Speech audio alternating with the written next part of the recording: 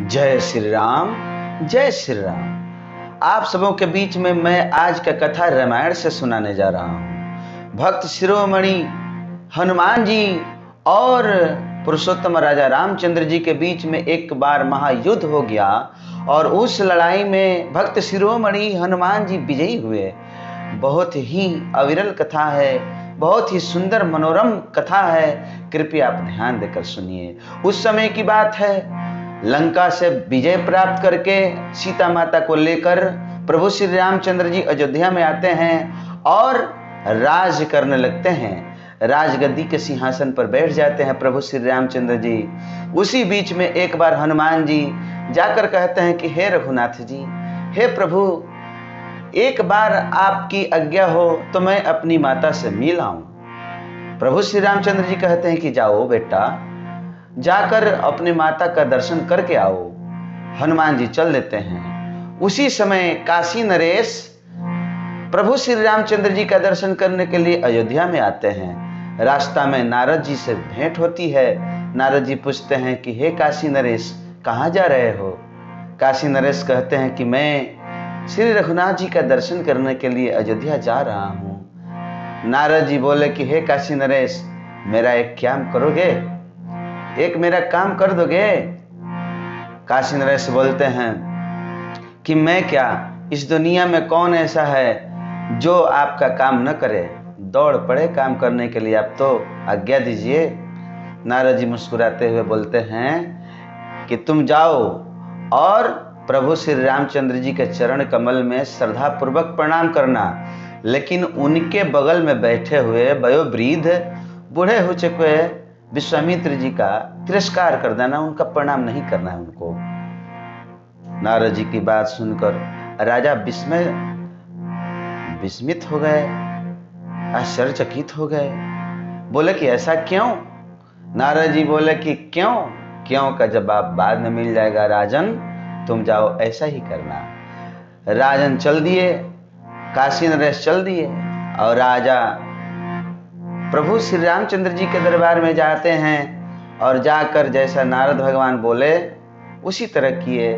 श्री रघुनाथ जी के चरण कमलों में सादर प्रणाम करके और वयोवृद्ध विश्वामित्र जी के चरण में प्रणाम बिना किए हुए बैठ गए।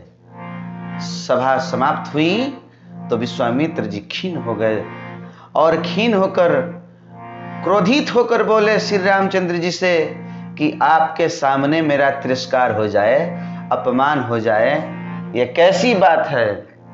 प्रभु श्री रामचंद्र जी बोले कि आपका अपमान? कब हुआ आपका अपमान? हे महाराज बताइए, आपका अपमान कब हुआ मेरे सामने? तो विश्वामित्र जी बोले कि यह जो राजा आया काशी नरेश आपको प्रणाम किया और मुझे प्रणाम नहीं किया, आपके सामने ऐसा क्यों हुआ? प्रभु श्री रामचंद्र जी आश्चर्यचकित हैं, क्रोधित हो गए और प्रभु श्री रामचंद्र जी बोले कि ये आपका तिरस्कार नहीं है, मेरा घनघोर तिरस्कार है। मैं प्रतिज्ञा करता हूं कि उस काशी नरेश को आज सूर्यास्त तक, शाम होने तक प्राणों का मैं हवन कर दूंगा, मैं उसे मार डालूंगा और आपके सामने ये 3 बाण निकाल के रख देता हूं और ये तीनों बाण से उस राजा काशी नरेश को मैं मार डालूंगा। यह प्रतिज्ञा इतनी जोर से फैली, चारों तरफ राम जी प्रतिज्ञा कर चुके हैं। ये फैल गई बात कि राम जी प्रतिज्ञा कर चुके हैं शाम तक, सायंकाल तक राजा काशी नरेश मारा जाएगा। यह बात काशी नरेश के कानों में पड़ी। काशी नरेश थर थर कांपता हुआ भागा दौड़ा, नारद भगवान के पास जाता है और कहता है कि श्री रघुनाथ जी प्रतिज्ञा कर चुके हैं कि वो मुझे मार डालेंगे शाम तक, अब मैं क्या करूं? कोई उपाय बताइए कि मेरी प्राण बच जाए। नारद जी कहते हैं, अरे राजन, प्रभु श्री रामचंद्र जी हैं, उनके हाथों मारे जाओगे तब भी वैकुंठ की प्राप्ति होगी, डरने की कोई बात नहीं है। लेकिन एक उपाय मैं बताता हूं, उस उपाय को करो। सुनो, माता अंजना के पास जाओ, उनका चरण पकड़ लेना और रोने लगना, और चरण पकड़ के कितने भी वो मना करें, माता हटना नहीं। जब 3 बार वह कह देंगी कि मैं तुम्हारी रक्षा करूंगा, तो अब उनका चरण छोड़ना। इतना सुनकर काशी नरेश भागा भागा दौड़ा, माता अंजना के पास गया और जाकर चरण पकड़कर रोने लगा। काशी नरेश जी रो रहे हैं। माता बोलती है, कौन हो बेटा, क्यों रो रहे हो? तो बोल रहे हैं काशी नरेश कि हे माते, शाम तक एक बड़े ही धनुर्धारी, बड़े ही संपन्न हमें एक राजा मार डालेगा। एक राजा प्रतिज्ञा कर चुका है कि मैं तुम्हें मार डालूंगा। शाम तक मैं प्राणों की रक्षा करने के लिए आपके पास आया हूँ। हे माता, मुझे बचाइए, मुझे बचाइए। छोड़ो छोड़ो, पैर छोड़ो। माता अंजना बोली, मैं तुम्हारे प्राणों की रक्षा करूंगी। नहीं माता, नहीं, मैं छोड़ूंगा। आप 3 बार बोल दीजिए कि मैं प्राणों की रक्षा करूंगी। माता अंजना 3 बार कहती हैं कि बेटा मैं तुम्हारे प्राणों की रक्षा करूंगी। तब काशी नरेश माता अंजना का चरण छोड़ देते हैं और माता अंजना पूछती है कि बताओ, वह कौन व्यक्ति है जो तुम्हारे प्राणों की हत्या करना चाहता है? श्री राम, प्रभु श्री रामचंद्र जी हैं माते। वही तो प्रतिज्ञा किए हैं कि मैं तुझे मार डालूंगा। माता अंजना आश्चर्यचकित हो जाती हैं, सोचने लगती हैं। फिर कहती हैं कि जाओ बेटा, मैं भी प्रतिज्ञा की हूं तुम्हारे प्राणों की रक्षा करने के लिए।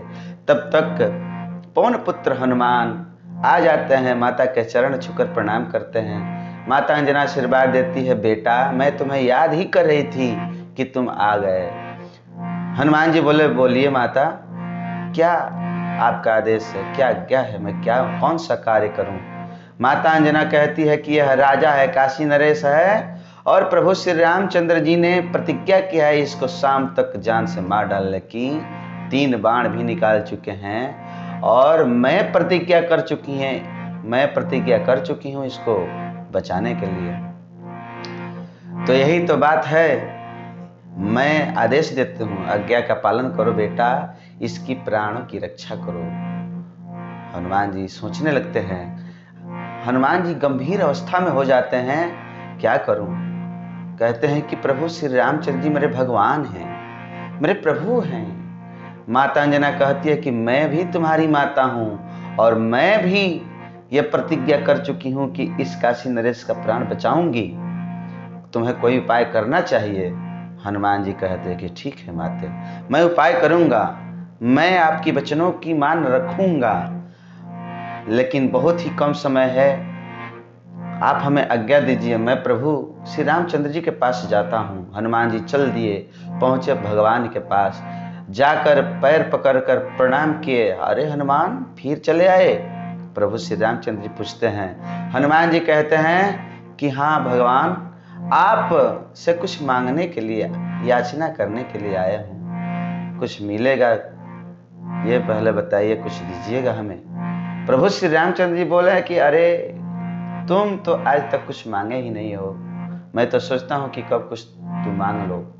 हनुमान जी कहते हैं कि प्रभु श्री रामचंद्र जी, आप यही हमें दीजिए, आशीर्वाद दीजिए, हमें आप वरदान दीजिए कि आपके नाम की रक्षा मैं करता रहूं। जो भक्त आपका नाम जपा करे वह आपसे अवध्य हो, उसे कोई खतरा ना हो, कोई मार ना पाए। कोई आपका नाम जप करता हो, उस जपकर्ता को कोई भी हानि ना पहुंचे, इस दुनिया के मालिक भी उसे बाल बाका न कर सके।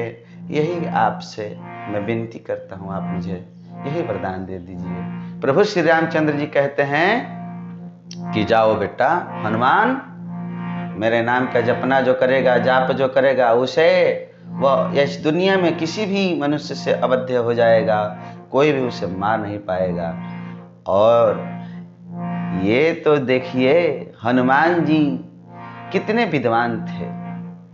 सरजुग में जो सरजू नदी है, उस नदी में वह काशी नरेश राजा जो थे, उनको उस सरजू नदी में हनुमान जी बोले कि आप चले जाइए सरजू नदी में, हाथ जोड़कर खड़े हो जाइए और बिना रुके हुए राम राम राम राम जपते रहिए। उधर काशी नरेश राम राम जप रहे हैं, प्राणों की रक्षा करनी है। डर के मारे राम राम जप रहे हैं। और इधर आके हनुमान जी प्रभु श्री रामचंद्र जी से यही वरदान मांगे कि आपका नाम जो जपे उसे कोई भी मार न सके। वाह हनुमान जी, क्या बुद्धि है, क्या विवेक है, क्या विद्वान है हमारे हनुमान जी। अब जाते हैं और जाके गदा लेके सीना तान के खड़े हो जाते हैं काशी नरेश के पास में। माता अंजना देख रही हैं। इस बात का जो रामचंद्र जी ये जो प्रतिज्ञा किए हैं और हनुमान जी प्रतिज्ञा किए हैं उस भक्त को बचाने के लिए, यह बात फैल गई पूरे अयोध्यावासी नगर के बच्चे, बूढ़े, नारी, सभी लोग यह लीला देखने के लिए सरजू तट पे खड़े हो गए आके। शाम होने को है। सारे प्रभु श्री रामचंद्र जी बाण और धनुष लेकर चल पड़े। फिर सोचते हैं कि अब तो शाम हो गई, मैं अपनी प्रतिज्ञा पूरा करूं। अपने स्थान से, वहीं से, अयोध्या से ही एक बाण, जो 3 बाण निकाले थे उसमें से एक बाण निकालकर और छोड़ दिए। वह बाण आता है और देखता है कि यह काशी नरेश राम राम राम राम का जपना कर रहे हैं। बहुत देर इंतजार करता है कि कब ये चुप हो। जब काशी नरेश चुप नहीं हुए, वह बाण लौट के चला जाता है और प्रभु श्री रामचंद्र जी से बोलता है कि हे प्रभु, वह तो राम राम राम राम जपता है, आपका नाम जपता है, इसलिए मैं मार न सका। कुछ देर के बाद दूसरा बाण मारते हैं, छोड़ते हैं प्रभु श्री रामचंद्र जी, लेकिन वह भी बाण जाता है और देखता है कि पहले राम राम जप रहे थे, अब सीताराम सीताराम सीताराम जप रहे हैं। वह भी बाण लौट के जा रहा है कि अभी तो सीताराम सीताराम जप रहा है, वो मैं किस तरह मारूं हे प्रभु। अब खीन होते हैं, क्रोधित होते हैं प्रभु श्री रामचंद्र जी और सोचते हैं कि स्वयं मैं जाऊंगा और उसे वध कर दूंगा। लेकिन वह दूसरा बाण बोला कि उसकी प्राण की रक्षा करने के लिए हनुमान भी खड़े हैं। हनुमान जी भी तो वहीं रक्षा करने के लिए खड़े हैं। भगवान श्री रामचंद्र जी कहते हैं कि मैं उस राजा के साथ हनुमान को भी मार दूंगा, लेकिन अपनी प्रतिज्ञा पूरी करूंगा। रघुकुल रीत सदा चली आई, प्राण जाए बरु वचन न जाई। इसको पूरा करूंगा, ये मेरी रघुकुल की रीति है। वचन निभाने के लिए प्राणों की हम आहुति दे देते हैं। प्रभु श्री रामचंद्र जी चले धनुष बाण लेकर। देखते हैं कि प्रभु श्री रामचंद्र जी जाकर सरजू तट के किनारे, अब वह राजा जो है वह जय सिया राम जय जय हनुमान, क्योंकि हनुमान जी बोल दिए थे कि मेरा भी नाम जपो, तो वह बोल रहा है कि जय सिया राम जय जय हनुमान, जय सिया राम जय जय हनुमान। प्रभु श्री रामचंद्र जी अब उतावले हो जाते हैं कि इसे भी मारूंगा और हनुमान जी का भी वध कर दूंगा। अब वशिष्ठ जी आते हैं और वशिष्ठ जी समझाते हैं हनुमान जी से, प्रभु श्री रामचंद्र जी आ रहे हैं, हनुमान उनका अपमान क्यों कर रहे हो? तुम तो जानते हो कि रघुकुल के जितने भी लोग हैं वह प्राणों के भी आहुति दे देते हैं वचन निभाने के लिए। तुम चुप हो जाओ, इस राजा को मर जाने दो, उनके हाथ से वैकुंठ प्राप्ति होगा। हनुमान जी बोले कि हे बाबा, मैं कहाँ इस राजा को बचा रहा हूं, मैं तो उस प्रभु के नाम की रक्षा कर रहा हूं। वो तो हमें वरदान दिए हैं कि मेरा नाम जो जपेगा उसका कोई बाल बाका न कर सकेगा। इसलिए मेरे प्रभु का नाम ये राजा जप रहा है, इसे कुछ न हो जाए, इसके रक्षा के लिए मैं तैनात हूं गदा लेकर। मैं कहाँ कुछ कर रहा हूं, मैं प्रभु से लड़ाई क्यों करूंगा? प्रभु श्री रामचंद्र जी चल दिए हैं, आ रहे हैं। तब तक बड़ी ही घनघोर समस्या है। अब विश्वामित्र जी पहुंचते हैं और विश्वामित्र जी पहुंचकर देखते हैं कि अब प्रभु श्री रामचंद्र जी मार देंगे उस राजा को। तब तक वशिष्ठ जी जाते हैं और राजा से बोलते हैं कि राजन, विश्वामित्र जी के चरण पकड़ लो, माफी मांग लो, क्षमा याचना कर लो, बड़ी दयालु हैं, तुम्हें क्षमा कर देंगे। अब सरजू नदी में से निकलकर वह काशी नरेश विश्वामित्र जी के चरण पकड़ लेता है और रोने लगता है, हे महाराज क्षमा कीजिए, क्षमा कीजिए, गलती हो गई है, हमें माफ़ी दे दीजिए। विश्वामित्र जी दयालु हैं, दया निधि हैं, वह क्षमा कर दिए। और प्रभु श्री रामचंद्र जी आए तो बोले कि हे श्री राम, मैं क्षमा कर दिया हूँ, इसे मारो मत, इसे नहीं मारना है। प्रभु श्री रामचंद्र जी ये सुने कि ये मुनि जी हमारे जो हैं विश्वामित्र जी क्षमा कर दिए हैं, उनका भी क्रोध शांत हो गया और उस युद्ध में हनुमान जी विजयी हुए, अपने बुद्धि से विवेक से विजयी हुए। यही कथा है। और प्रिय भक्तों, ऐसा ऐसा कथा सुनने के लिए ये जो मेरा चैनल है कथा प्रसंग, उसे सब्सक्राइब जरूर कर लें और अपने मित्रों को भी, अपने भक्तगणों को, साथियों को भी भेजें। जय श्री राम, जय श्री राम, जय श्री राम।